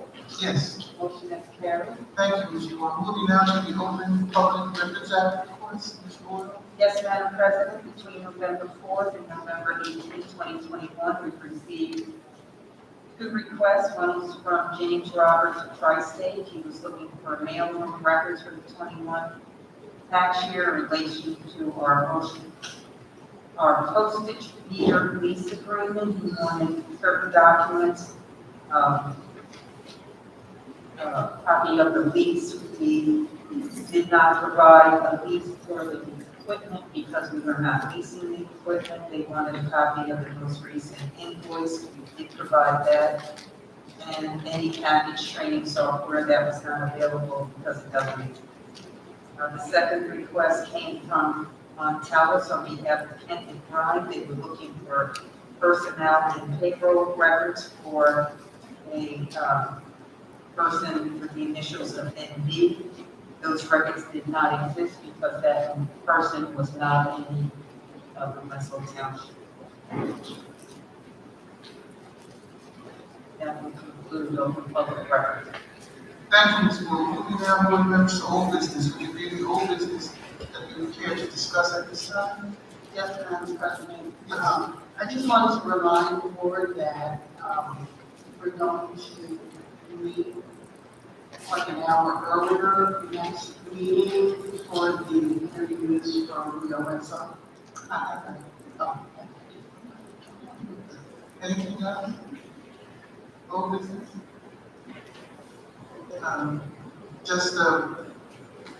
I'll follow through with Ms. Moore said. I do have that to remind us that at our last meeting, we agreed for the heart and soul, I believe, Ms. Moore. Yeah, it's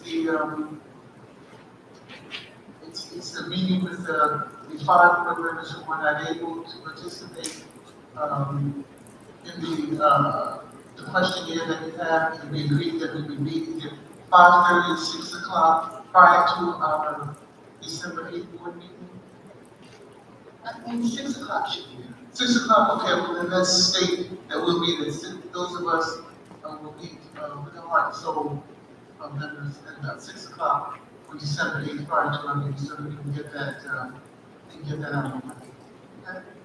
Question, Madam President, will all five be present at the same time? No, Okay, so then the regular board meeting in December? correct. All right, so there's no need to advertise the change? No. You're welcome. Also, board members, old business, I want to remind us that we're getting near to the end of the year. We have our board self-evaluation. We really do have to complete that by December 31st. Just a friendly reminder. And picking up, old business, something that, again, was more brought up, I believe at our last board meeting with regards to the, advertising including for this CAC members, and I looked, pulled up our guidelines and procedures, and here's what I'm suggesting or recommending that we do, so that we don't lose so much time with regards to filling up as much as we can that committee. What I'm saying is that if we could move the application process and start for November 29th through December 31st. That's just the application process. That'll give us about 30 days, advertising for those who are interested in stepping up for the Citizen Advisory Committee. But then come January, we will go through with the interviews and the appointment, well, the selection rather. And in most cases, that is, most of us can remember, whoever steps up and indicates that they're interested in being on the Citizen Advisory Committee. It's a good one. So, again, any questions? Yes, Madam President, Yes. Ms. Martin. Will that be posted on the website? Oh, yes, that will be posted on the website, Dr. Quinty.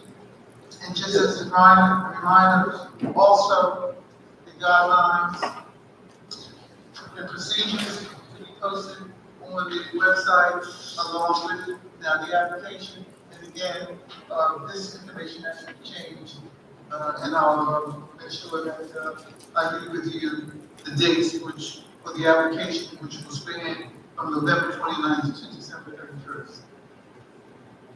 Okay. Any other old business? Because that's all that I have. Moving now to new business, board members, will there be any new business? Yes, Madam President. Ms. Martin? And it's Friday, November 19th.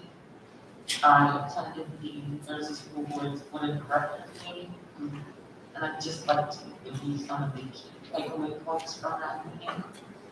The annual audit, I received the clean audit for 2020-2021 fiscal year, and was accepted by the Board of Directors at the meeting. The virtual workshop for 2021 was a resounding success, and JSBA received extremely positive feedback from board members and others in the education community. Workshop also met all financial attendance and financial goals. By popular demand, the time for workshop sessions has been extended. All registrants will have until December 28th to watch or rewatch any sessions simply by logging back into the workshop website. Also, online University Hub. NJSBA formally introduced its online University Hub, an online professional development academy for educators. NJSBA has forged a partnership with the New Jersey Association of School Administrators in this program, which will offer engaging and interactive e-learning courses to all K-12 public school district stakeholders.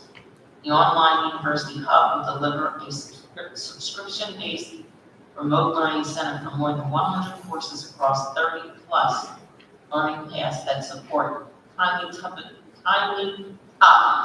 in education. For information, an article on the University Hub can be found in the November 16, 2021 issue of School Board Notes.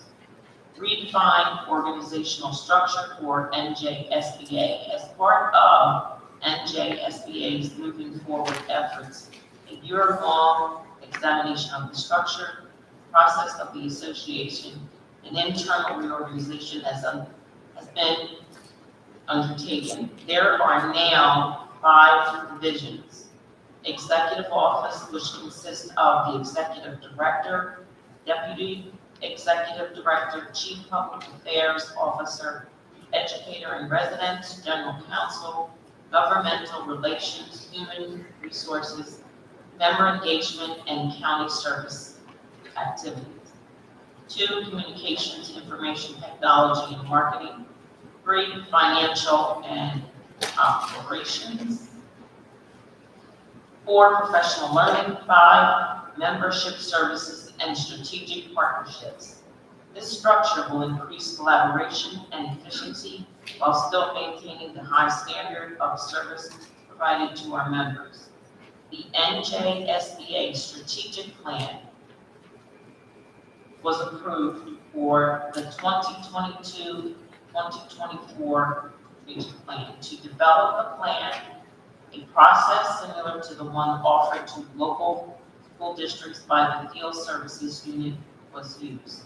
The process involved stakeholder input, identification of the organization's strengths, challenges, the setting of goals and objectives. The attitudes of the general membership and the staff were assessed through surveys sent out last summer. The goal areas are: 1, impacting opportunities for student growth; 2, services for tomorrow's world; 3, professional learning for effective governance; 4, partnering in public education advocacy; 5, future innovation and advancements in technology. The next step will be to develop action plans and a timeline to implement the goal areas. Thank you. Thank you, Ms. Martin. Board members, any questions with regards to that report? With regards to that report, New Jersey School Board Association, I'm just want to remind us, board members, that I believe you have in contact, we have to make sure that we complete our mandated training for this year. I believe that each and maybe 1 or 2 of us, we still have some classes, some sessions that we have to get in as mandated by New Jersey School Boards. All right, moving now to informational items. Yes, Madam President, I have a few, but I do have one new business that was a question. We haven't taken a board picture this year, have we? Mr. Morello, just keep it, oh, there it is. Mr. Morello, we usually coordinate that with you guys and the field staff, someone at the high school. Are you guys gonna let us know when the picture needs to be taken at some point? Because I know you haven't taken the board picture yet. Would you ask so that I can, you turned out to be my favorite person tonight, Mr. Brothers. Appreciate you, thank you. Yes, Madam President, members of the board and community, I do have a few information items I'd like to piggyback off the statement that Mrs. Martin made in reference to the uniform dress code policy, survey, excuse me. As we all know, the survey has already been posted. Parents are voting. I just want to publicly state a reminder that there's only 1 vote per family. We do have some parents who are voting more than once, depending on how many children they have in the district. So it's not 1 vote per child, 1 vote per household. But it's easy for us to be able to identify who they are. That's not an issue, but I just want to remind everyone it's 1 vote per family. Paper ballots should have been mailed by now by all of the schools for those parents who identify who does not use or have a parent portal account. Those paper ballots should be turned in by December the 8th, as December the 8th is the last day of the voting. We still would like to be able to provide that information to the community when we return in January, probably that first board meeting in January. That gives our technical people an opportunity to go through all the names, make sure that the duplicates, get all the paper ballots in, collect them from the schools. So we don't want to rush through the process, as I've stated earlier. We want to take our time to make sure every vote is counted. We have experienced some issues with water bottles on our buses. As you know, we have provided and will continue to provide water to all of our students using water bottles. One of the issues we have discussed is the fact that the large bottles, particularly for the little people, may be too much water for them to consume in a short amount of time, so therefore they're taking the water home with them, and on their way home on the buses, they are using the water for other things other than drinking. It has become an issue, not district-wide, just at a few levels. That has been addressed. We will be providing smaller bottles for the elementary schools, and we have shared with our building principals that water bottles should not leave the buildings. They are not permitted on our buses. So if young people consume the water while in school, you don't have a problem with it. But if it's half full, we can't use it anyway. They should throw it away before they leave the school. But we do not want water bottles on our buses. All right? Just to reiterate, before we go on the holiday weekend, the travel advisory for unvaccinated staff and students. We did send out a letter to staff and students. Serve as a reminder that if you plan to travel anywhere beyond New York, Pennsylvania, or Delaware in the near future, particularly during the Thanksgiving and of course the winter break, upon your return, young people who are unvaccinated, staff who are unvaccinated, will be expected to quarantine 10 days upon your return to New Jersey. The protocols and procedures are in place, so if a student is quarantined, contact your building principal so that we can make sure that the learning continues. The last thing, I'd just like to wish everyone an enjoyable Thanksgiving with your families. Keep in mind that there are protocols in place so that you can be safe when gathering indoors with your families. But I hope that everyone has an enjoyable time during Thanksgiving. We're all looking forward to it. That concludes my information items. Thank you. Thank you, Dr. Dr. Cookie, Yes, sir. were the mailed out surveys, Yes. December 8th, is that for postmarked or received surveys? Well, we'd like to have them received by then, but I think we put enough time if it's postmarked, that won't be an issue. That's one of the reasons why we want to take our time to get the ballots in, particularly the mail-in ballots and or the paper ballots, so that all those votes are counted. So I think that gives us at least 2-3 weeks to get it all in and tabulated. Yes, thank you. Dr. Quincy, just clarification, the water bottles that you use, Yes. that's only here for the public elementary? No, that's for everybody. So, across the whole district, no water bottles? No water bottles on the bus for everybody, yes. I thought you said there was only a few issues with the lower people.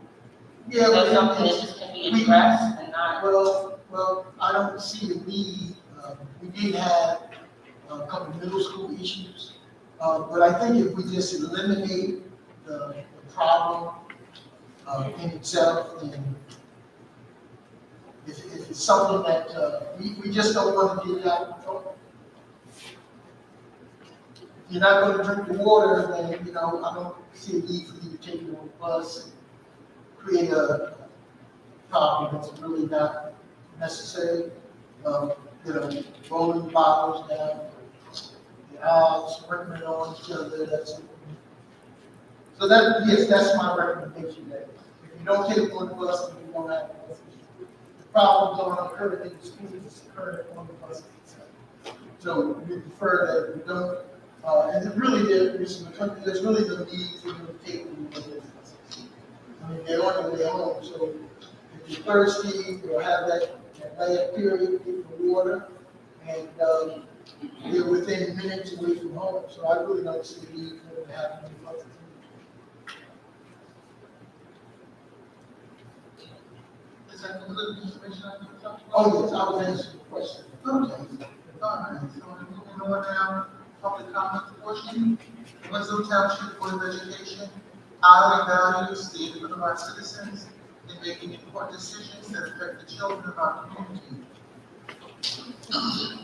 We also believe in the rights of citizens to observe our board meetings, to ensure that all citizens have the opportunity to attend school board meetings and offer comment, and to ensure that the board can conduct important business of the district.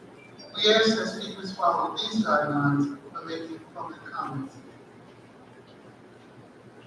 The board president or board secretary will recognize those individuals in the audience who wish to make comment. Please respect this following procedure. Number one, all members of the public attending school board meetings must treat each other in the board with respect. Number two, kindly state your full name and address. Number three, please limit your comments to 4 minutes. Number four, please submit any questions that you may not have an opportunity to ask the board. Submit those questions with your name, address, and telephone number. We can be contacted. Your questions will be answered within a reasonable amount of time. And number five, individuals offering citizen comment are not permitted to make attacks on any district or meeting, board member, other testifier, or member of the public. At this time, board members are asking for a motion to open the meeting to public comment. Motion to move the meeting into public comment. Please, second. Moved by Mr. Shaw, second by Mr. Green. All in favor? Aye. Any nays? Thank you, Mr. Rowe. Yes, Mr. Gregory Wade the third.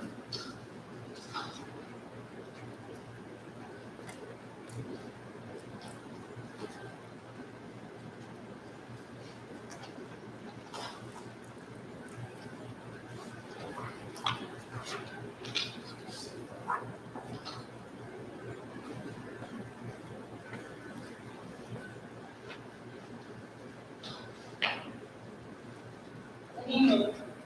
My name is Gregory III. At this time, I'd like to recognize Dr. Motif. At the Real Talk, the students said I was more than welcome to come to a board meeting. Thank you, sir. I'm a sixth grader at School 6. I like Winslow schools because they're friendly teachers and the field activities. I'm a GT student and current student of the month. Winslow school uniform mandate is race-based. The median household income of Winslow Township is $78,000. White majority school districts with a median household income less than $78,000 and household income mandates. Gloucester City median income is $59,000. They have no school uniform. Summers Point median income is $61,000. They have no school uniform. Lakewood Township's median income is $52,000. They have no school uniform. Your forced to wear school uniform based on our race, not our income. Parents, please vote no for school uniform. Thank you. Now that we are surveying the community about school uniforms, we will have a final determination early January as to whether or not we want to continue with uniforms or whether or not it is something that's going to be disbanded. So it's just a matter of time. So by the time we return from our winter break, this community would have spoken one way or the other. Uniforms have always been a community concern. I mean, that's how we got into uniforms based on recommendations from the community. So the community will have the final say as to whether or not we continue with uniforms or whether or not it's something that we will disband. So, young man, give us another month, and when we return from the winter break, the community will have the best. All right? Thank you. Thank you for coming in. Mrs. Spence, Yes, I just want to applaud this young man for giving up his yes, pen. absolutely.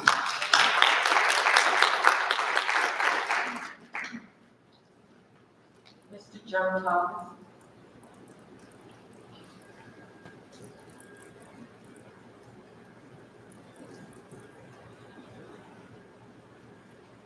First and foremost, I'd like to thank the school board for listening, for opening up to the community, for opening up to young men like that to voice their opinion.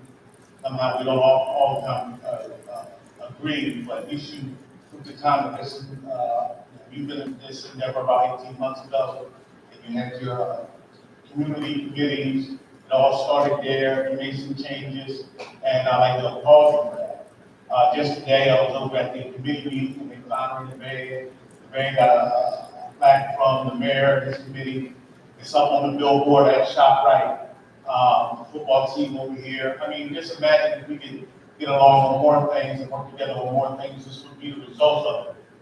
Winslow Township hasn't been hot for a while now. There's some Division I schools that think we're hot. There's some Olympian athletes that think we're hot. There's some educational institutions that think we're hot. So I would appoint us to be more attentive to the good things that we're doing and less attentive to the negative things that some people may have said or even said, because it all starts internally. And we want to involve the community, get something from the community. If you want to do a parade or you want to do something with people, to be involved in that. They don't have to say that at your meeting, but they should have a say in the beginning on what's happening. But I want to thank you all, and I believe some type of ribbon is coming for the school board. It's not blue, but I believe it'll be green. Thank you.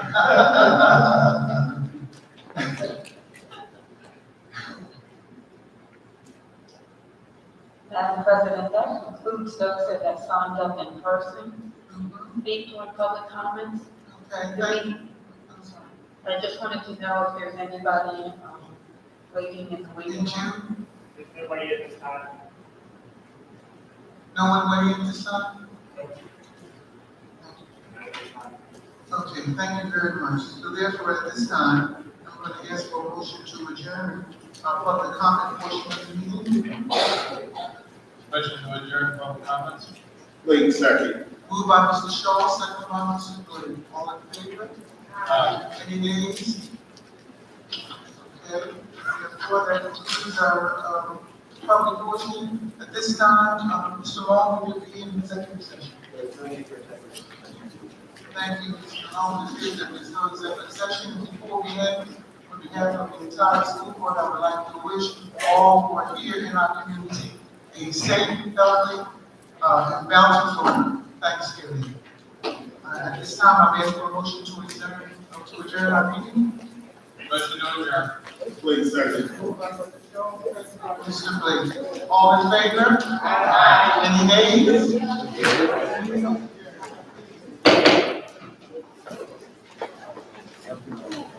Safe.